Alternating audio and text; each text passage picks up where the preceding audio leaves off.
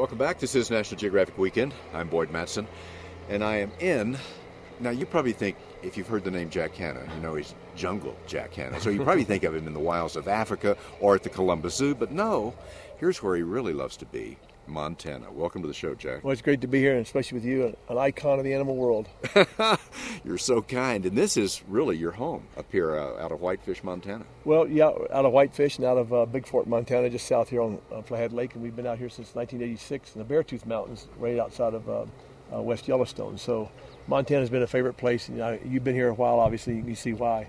Big sky country. We've been coming here a long time with National Geographic, and what I like about this, it's a place to let people know you don't have to go to Africa or the Amazon or to Australia to see interesting creatures and wild animals and great wildlife and environment. This is a beautiful place here at Glacier National Park. You know, really, glaciers, I consider a wonder of the world.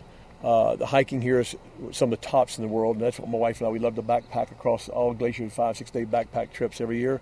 And also on the eastern front is the greatest diversity of wildlife in the United States of America, even up into Alaska. It's just it's unbelievable, the diversity of animals here. And of course, for me and for you to be able to walk through, even though I'm in the zoological business, to be able to see them out there in the wild is just spectacular. And I know Jack is not making this up because we've been with the Glacier Guides. I'm up here with a group of kids who were contest winners at National Geographic. And our guides were saying, you know, Jack comes up here now and backpacks all the time. He gets some of the guides to go with him. Yeah. And he's out in the... You're really doing this. Yeah, the thing what people must realize about Glacier is the campsites hold no more than usually 4 to 5 sites. And you have to get permits almost a year in advance, sometimes 2 years in advance. So when you're out there going across the northern part of Glacier, we hiked from Kittner Lake, hiked last year, 5-6 days, all the way over into Canada. And we didn't see but one person the entire way. And these are mountains and snow and grizzlies and bighorn sheep and goats. And, you know, just it's like something out of another world. And that's why we love living here. Wait, I know you probably got lost in Jack talking about grizzlies and bighorn sheep, but I got lost when he said you hiked for 5 or 6 days and you went to Canada from here? Yeah, see, Canada's only about 30 miles that way, so we just hiked on the whole northern... Glacier National Park, as you know, is divided partly in Canada and partly here. It's the world's first peace park. And so we hike across that northern border up there and just keep on going. And we had to take your passport with you. Used to not have to do that. And you drop down into Canada and you come out of the woods and there the agents are sitting there waiting for you at this lake, you know. And you better have your passport because I'll be darned if I'm going back 6 days back. 6 days back to get that passport. Yeah. Pick it up and then return.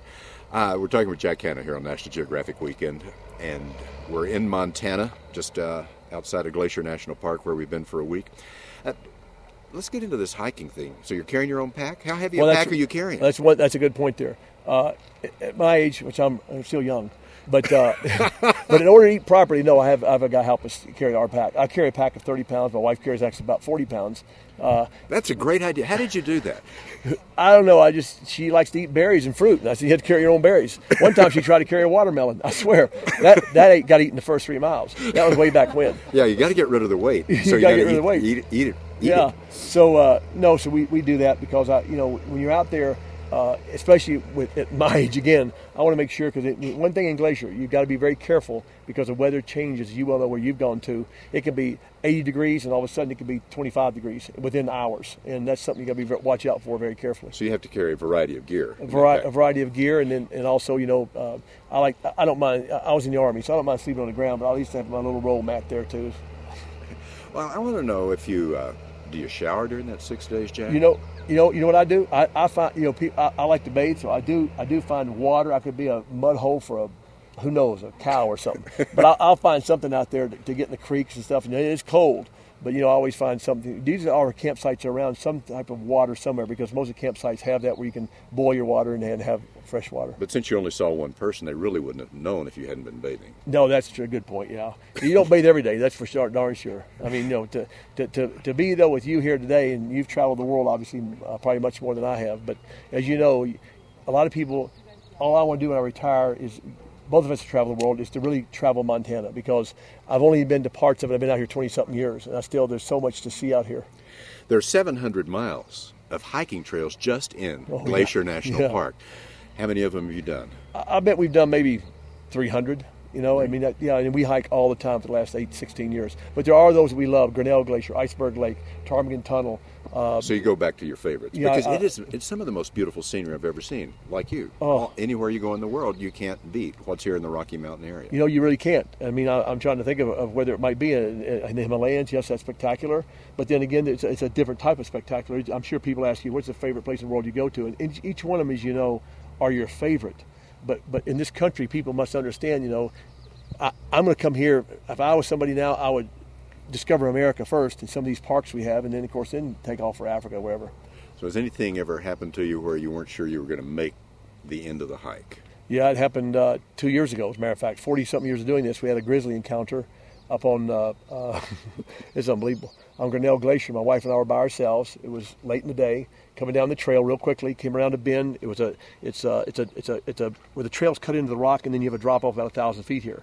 And a young lady was coming back up the trail going, there's a grizzly bear with these other 2 grizzly bears, and they're going to get against the wall. And I go, well, if I do that, and there's a drop, the grizzly bear's going to bite me. Right when I said bite me, I look up and ask my wife, she's here. Not 20 yards, here's a big mama bear with 2-year-olds coming right down, and you can't go anywhere.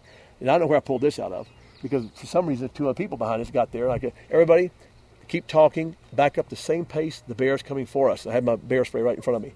And don't anybody, just keep the regular talking. It seemed like an hour, but 5 minutes later we got off the trail. I said, don't worry, buddy, she's going to pass us on the trail. And we're off the trail. Well, that didn't work. She came right in front of us. But between me and halfway that sign right there, which you're talking maybe not even 15 yards. Yeah. And she went by, the next one went by. These are 2-year-olds, so she's getting ready to dump them for the winter. See, they usually leave at 2 years. And then that big boar bear, the male, came right at me. I mean, just barreling at me. And they were behind me. I said, ever get ready? I blasted the bear spray once. He just, like this, maybe 12 yards. I hit him again.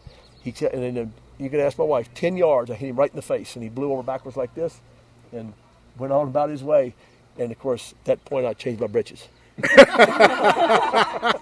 That's a great story. And by the way, if you're out hiking in bear country, exactly, carry a can of bear spray. Yes. You don't need a weapon. No. Just carry, in fact, if you have a weapon, you'll probably end up hurting yourself. Carry the bear spray, and also don't stand downwind of the bear spray. You don't want it to blow back in your face. No, but I'll tell you what, if it blown back in my face, I'd just soon take it to the bear. But you've got a good point, boy, and thank you for saying that, because I don't know why our government said that we could have firearms in our parks. That's the worst thing anybody can do. I was in the Army, and I was taught how to shoot a pistol. And it's impossible when you have a bear or something like that. It's not going to do any good at all. The bear spray has been proven 95% effective every time a bear and or something else might come there.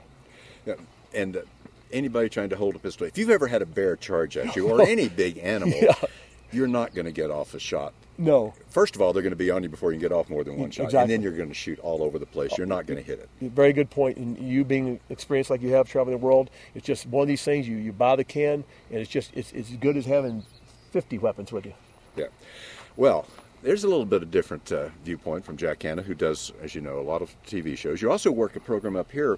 Some of the locals have something called the Zuniacs, Jungle Jack Zuniacs, a radio show, and you come on that every month. And we sure do. And Ross Strouser and his family have done that. Ross was a icon radio person up here for many years, and he's got a great family. And their voices, his son's voices. This is CNN or something like that. You know, you hear. I heard his son, and I don't even want to talk to him because his voice is so much deeper than mine. I know. Yeah, I'm going to have to put on a dress when I talk to him.